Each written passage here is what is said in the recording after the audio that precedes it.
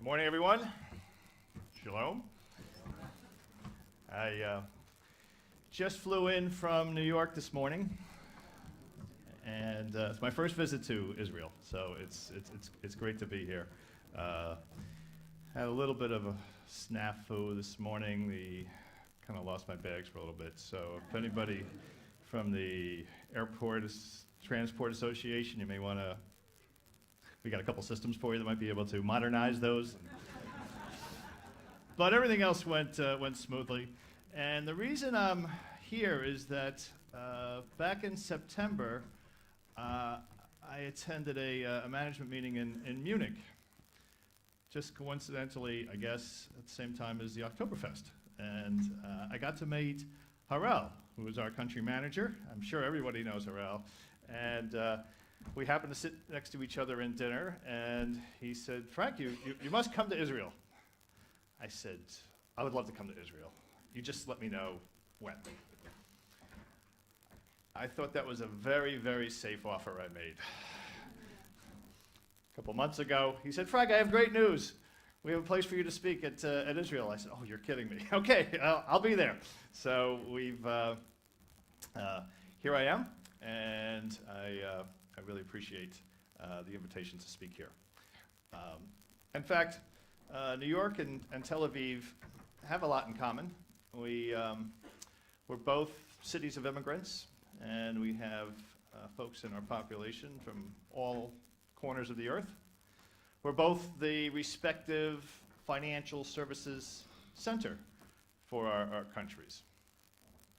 And I think both populations are still not quite sure quite yet what to think of President Donald Trump, but we'll figure that all out.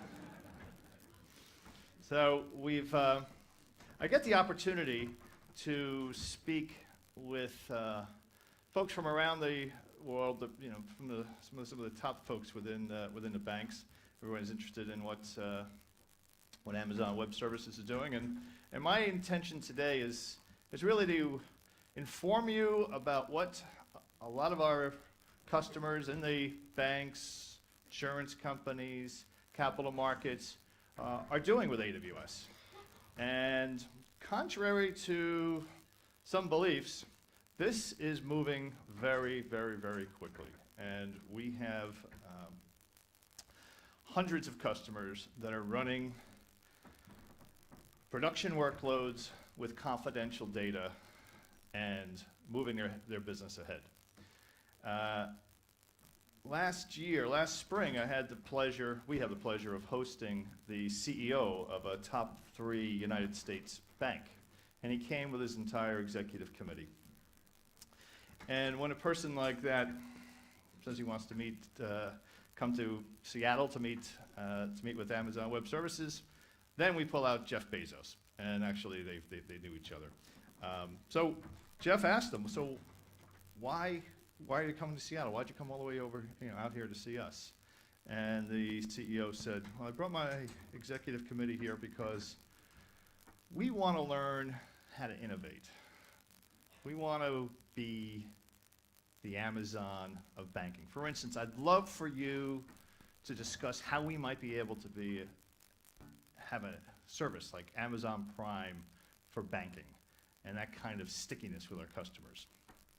And Jeff, always a gentleman, just said, "Well, listen, I'm not going to pretend that I know your business better than you do, but I'll tell you the process in which we've done it." And he wants to talk about the Amazon innovation culture and how we get to what we do and how we can help our customers and our focus on our customers. But things are happening right now and that have never happened before. A top 10 bank in the United States is planning on shutting down 5 of their 8 data centers by the end of 2018. A very large insurance company is doing their actuarial calculations in seconds that used to take weeks and saving a boatload of money in the process.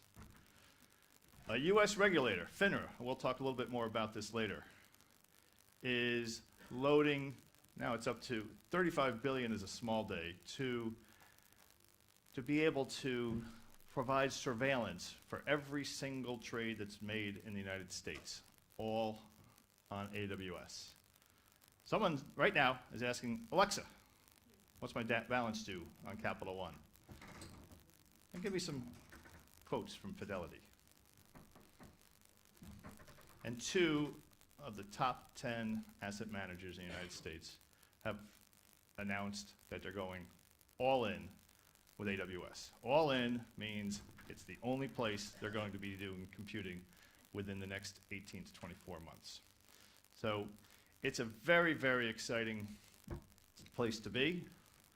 But the reason all this is happening is because the industry is changing. And the move to Amazon, the move to the public cloud, is not because of a technological reason per se. It's really because of the business and what's happening to change these businesses and really essentially force them to be able to move. So what are some of these challenges? I'm sure you're all familiar with the regulatory framework. It's different in all countries around the world, but what is common is that it costs a lot of money. And whether it be 20,000 people at JP Morgan, or even worse, the banks that don't get started or can't grow because they can't afford the technology to keep up with the demands of the regulators. And there's increased competition. So as the technology becomes available, fintechs are coming and nibbling away at some of the core businesses of a lot of these financial institutions. And your peers themselves are looking to be able to innovate, to be able to get on top of things. The amount of data is increasing all the time, and with that, the need to be able to look at that data for trends and also the kind of compliance burden that in itself brings as these things come from all different sources and everybody really needs to understand what that data is. Information security, interestingly, is one of the top drivers of financial institutions to AWS. Because as Rob Alexander, the CIO of Capital One, has said publicly, he believes that in working with AWS that he can provide a more secure environment for his customers than he ever could do within his own data centers. And he has thousands of people that work on this. But even then, it really pales in comparison to the kind of resources that an AWS can put to this problem. What we see, we have millions of customers, and you can only imagine the kind of security threats that we see every day, and we get very, very good at it. And all of this brings puts a real strain on the resources that the financial institutions can bring to bear, and ultimately, the compute paradigm is really what enables financial services organizations to really consider making this move. I'll run through this. And the reason that the world they have to react to this because the world is just a different place. Back in the 20s, if you made the S&P 500, on average, you can expect to be there about 65 years. Now, if you make it, lucky if you can get there in 15. 2/3 of all IT budgets go just to keep the lights on. And as you try to find the resources for innovation, you just find that they're not there. And a full 77% of CEOs find security to be one of their top concerns and are not convinced that their own risk management practices have what it takes in order to address this.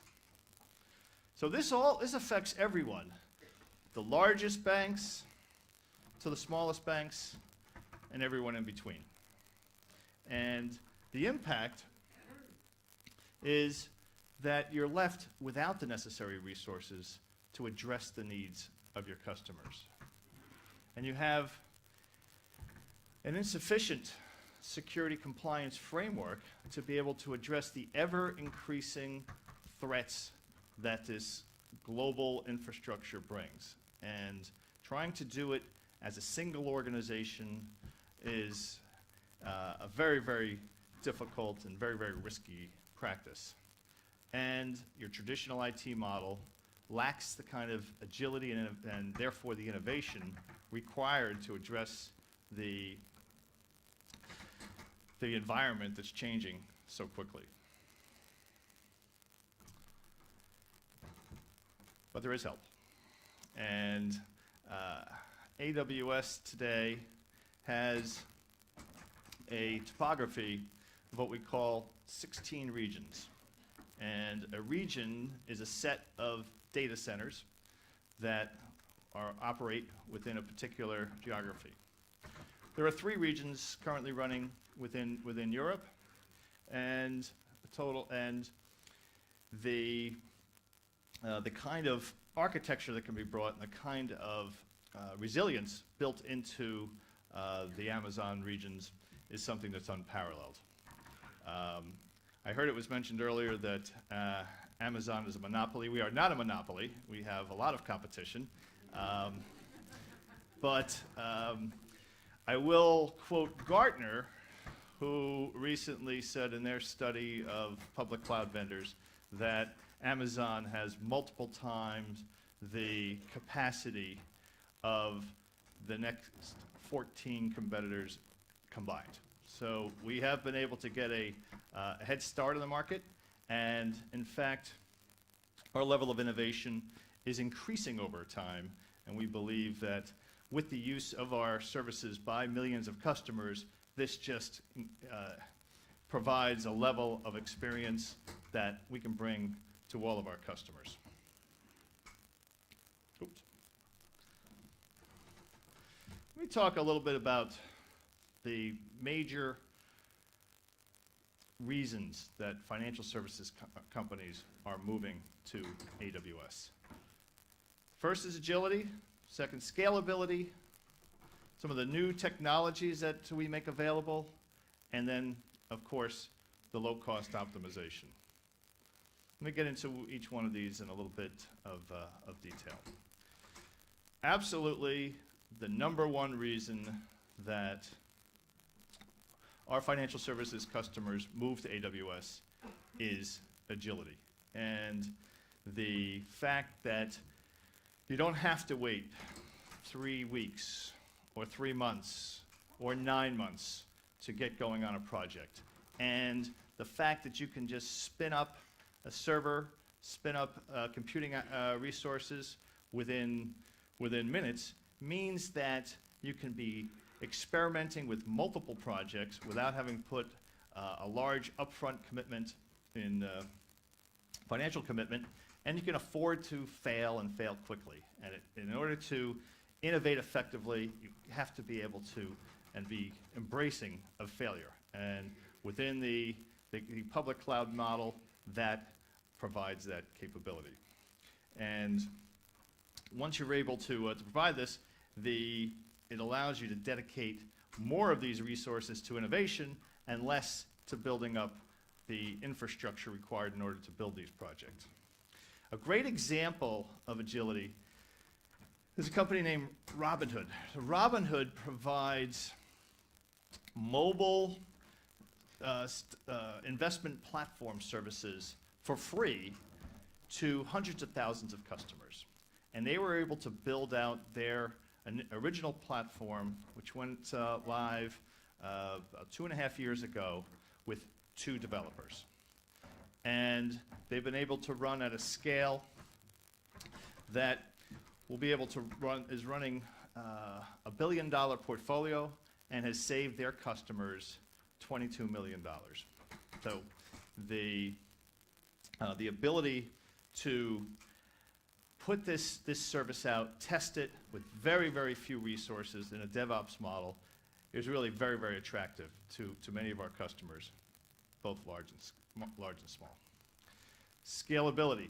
So the ability to make sure that your consistent great performance, be able to scale whenever you need it at peak hours, peak periods of your business cycle, without having to think ahead and be able to buy resources and infrastructure that you're only going to be used very periodically is another major reason that our customers are going to the cloud.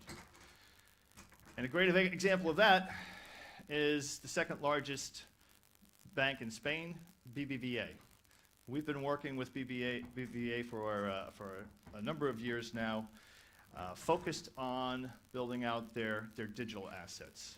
And they are building out an infrastructure that will be able to scale to over 1 billion transactions. And they've, like all of the projects that we work with our customers, they start small, experiment, and then scale as they see their success. And BBVA is indeed a great example of being able to both innovate and to be able to scale with their digital assets. Another large motivation for folks to come to AWS is our reputation and our ability to continually accelerate the innovation curve. We, as you see here, last year we introduced 1,017 new features and/or enhancements to our products, which is twice as much as we did the year before. And with that, it allows us to be able to provide services such as machine learning, IoT, which is, within the last 3 or 4 months, the biggest trend I've seen within the banks and wealth management companies is to think through how to provide a fresher interface for their customers that will bring in voice like Alexa and bring in the power of artificial intelligence. And so with some announcements we made just last November, we're able to integrate these kind of technologies to be able to provide that very, very innovative digital presence to companies that have, whose really their face to the customer has gotten very, very old in the tooth, and this kind of innovation is really, really attracting them. An example of a organization that provides this to other customers is IHS Markit. They are a global company that provides information services. 60% of it's to financial services companies, and they're working with us to build out innovative solutions around blockchain, regulatory reporting, pricing, liquidity. And IHS Markit is actually is a member of what we call our Financial Services Competency Center for FSI. And what they and many of our ISVs do is that we put them through a test of their security model, a test of their architecture, and ensure that they're architected for scalability and success. And with that, they get to earn the ability to say they've been certified by the AWS Financial Services Compliance Program. And this is giving our customers the kind of confidence to be able to move forward with third-party providers like IHS Markit to be able to streamline and be able to take advantage of the innovation that they're bringing to the market. The last area I want to highlight for everyone as far as the benefit of moving to AWS is cost optimization. And this is often moved into the front of the discussion, and certainly it's important. And I talked about the ability to move to something that is a variable cost versus having to put all of this cost up front. You really be able to figure, you don't have to guess anymore about your peaks. And you really are able to truly put an application out globally in a matter of minutes. Great example of this is FINRA. FINRA is a US regulator for the securities markets. And they have 90% of all of their workloads running on AWS. And if you think about surveillance, what kind of data goes into securities, that's obviously customer name, account numbers, the most sensitive data about both customers and the transactions themselves. They feel totally confident that they are in the most secure environment they could possibly be in, and they move with scale, being able to, their peak is sometimes 80 billion rows a day in any particular hot market, and they're able to do that in a way that's highly secure and has saved them 40% off their IT budget. So I believe all of these studies, all of these examples, really demonstrate, and there's so many more. And these are ones that allow us to do public references. I get as I mentioned, the opportunity to speak with organizations that are not yet ready to go public, but I'm on my way to Hong Kong, and at that meeting, we'll have about 400 people speaking at one of our events, which will include HSBC and NASDAQ, and talk about their experiences with AWS. So the really intention of why I'm here is just to impress upon you that while there are certainly a number of concerns that we work through with our customers every day around security, around data privacy, about working with their regulators, we're building an organization within Amazon, putting it out globally, that are working with our customers to be able to overcome those challenges. And together with Harel and his team, we really invite you to work with us so that you can overcome those challenges as well. So thank you very much for the opportunity. It's been terrific to be here.